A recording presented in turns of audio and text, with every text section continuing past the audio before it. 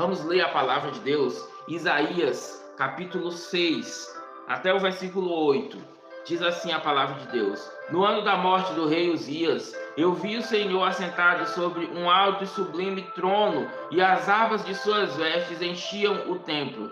Serafins estavam por cima dele, cada um tinha 6 asas, com 2 cobria o rosto, com 2 cobria os pés, e com 2 voava. E clamavam uns aos outros, dizendo: Santo, Santo, Santo é o Senhor dos exércitos. Toda a terra está cheia da sua glória.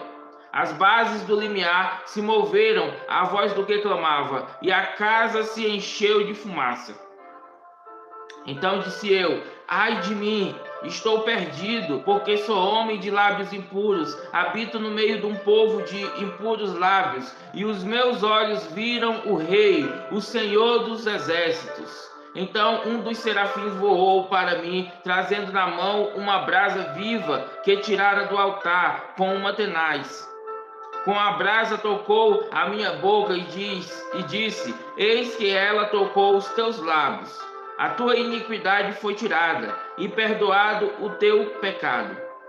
Depois disso, ouvi a voz do Senhor que dizia: A quem enviarei, e quem há de ir por nós? Disse eu: Eis-me aqui, envia-me a mim.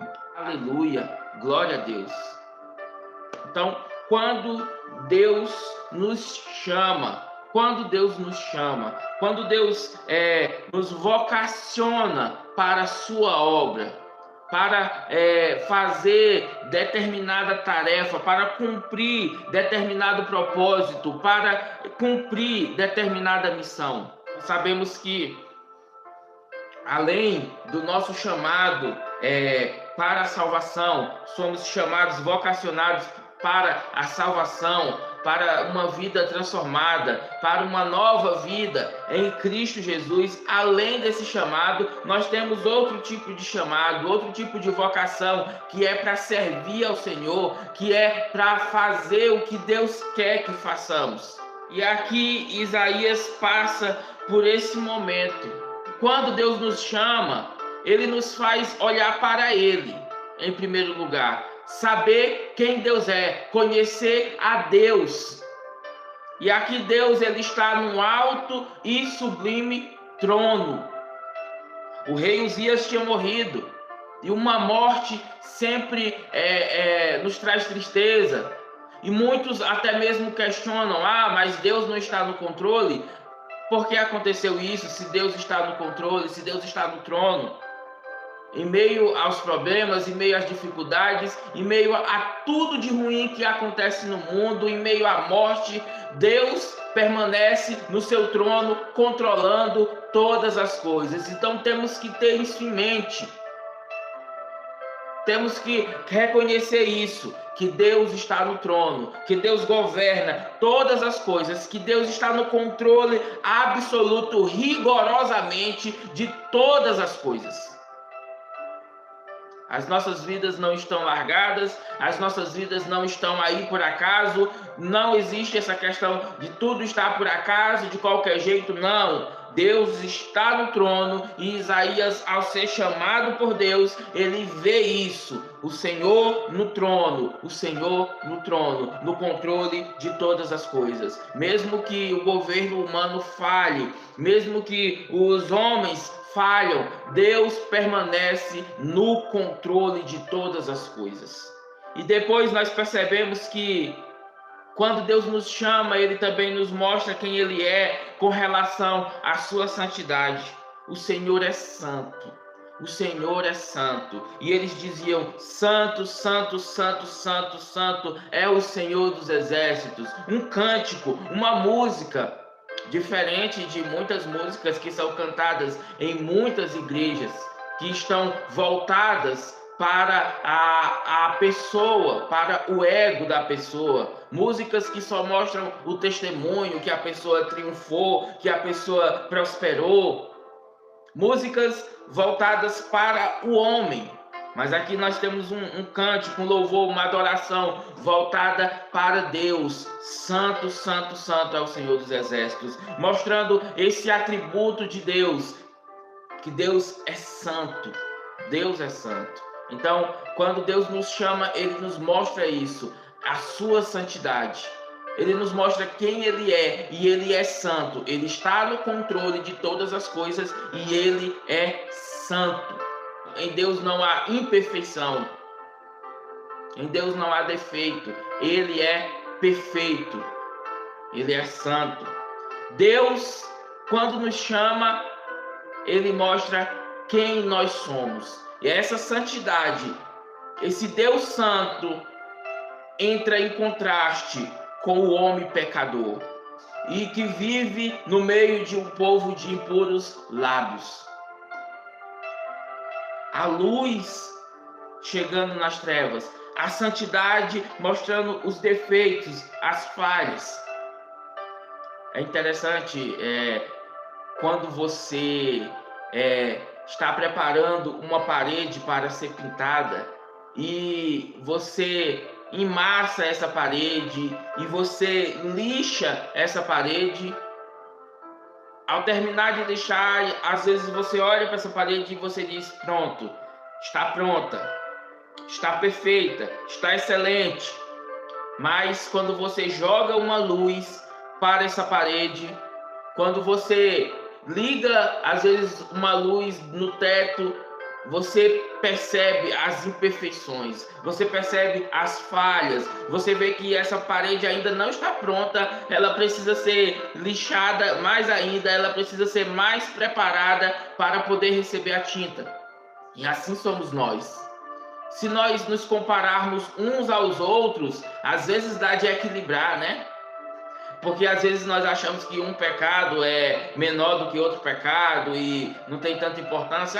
Aquele irmão ali, ele faz algo que eu não faço, né? Mas você tem outros pecados. Então, quando nós acabamos nos nivelando uns pelos outros, nós ficamos na mesma, mas quando nós olhamos para Deus e percebemos a santidade de Deus, nos aproximamos de Deus, estamos perto de Deus, a nossa pecaminosidade, a nossa boca suja, as nossas palavras que não glorificam a Deus são reveladas.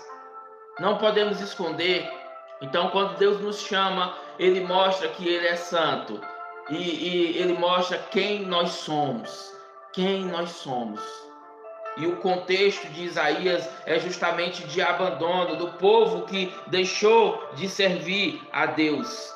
Capítulo 1, versículo 18. Vinde, pois, e arrazoemos, diz o Senhor, ainda que os vossos pecados sejam como a escarlata, eis que tornarão brancos como a neve, ainda que sejam vermelhos como o carmesim, se tornarão como a lã. Se quiserdes e me ouvirdes, comereis o melhor desta terra, mas se recusardes e fordes rebeldes, sereis devorados à espada, porque a boca do Senhor o disse.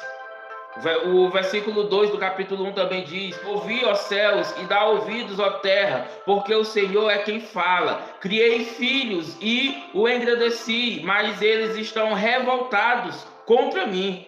Olha, preste atenção o que o versículo 3 diz. O boi conhece o seu possuidor, e o jumento, o dono da sua manjedoura. Mas Israel não tem conhecimento, o meu povo não entende. Ai desta nação pecaminosa, povo carregado de iniquidade, raça de malignos, filhos corruptores. Abandonaram o Senhor, blasfemaram do Senhor de Israel, voltaram para trás. Um momento de pecado, um momento de rebeldia, em que o povo de fato vivia com seus lábios impuros, vivia desagradando a Deus. Mas Isaías, diante de Deus, ele reconhece quem ele é e ele diz: ai de mim que vou perecer. E agora? O que vai ser de mim? Eu estou diante do Senhor e o Senhor é santo e eu sou pecador. Ele olha primeiramente para ele. Eu tenho os lábios impuros e eu habito no meio de um povo de impuros lábios. Tem muita gente por aí, muito crente por aí, que quer mostrar a santidade. E para mostrar a santidade, ele quer de uma certa forma, revelar que ele é melhor do que crente A ou do que crente B, que ele está num patamar mais elevado de santidade, né? Ele é exatamente santo, ele está em um nível superior de santidade. E ele é arrogante, e ele confia na sua capacidade, confia na sua espiritualidade, confia na sua religiosidade. Mas esse texto nos prova que cada vez mais, quando nos aproximamos de Deus, nós nos humilhamos, nós nos arrependemos, nós reconhecemos quem nós somos. Os nossos pecados são colocados à tona, a nossa vida é mostrada. Não tem como fugir, não tem como escapar. E aí somos humilhados, somos rebaixados, reconhecemos quem nós somos. Crente que está perto de Deus, crente que se aproxima de Deus, revela humildade, revela a sua incapacidade, revela as suas limitações. Deus mostra, quando Ele nos chama, Ele nos mostra quem nós somos.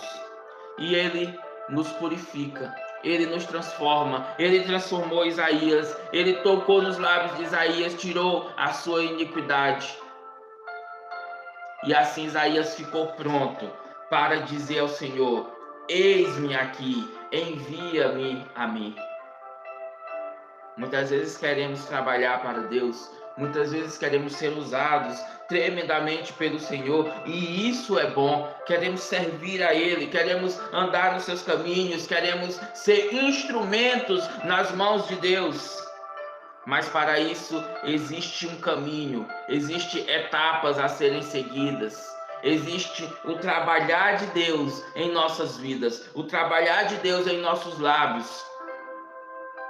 Existe a purificação que Deus faz em nossas vidas, para assim podermos ser usados por Deus. Deus fala primeiro ao nosso coração, Deus trabalha primeiro nas nossas vidas, para a gente ser bênção na vida das pessoas, para a gente chegar até as pessoas com transformação, com cura, com o agir de Deus na vida das pessoas.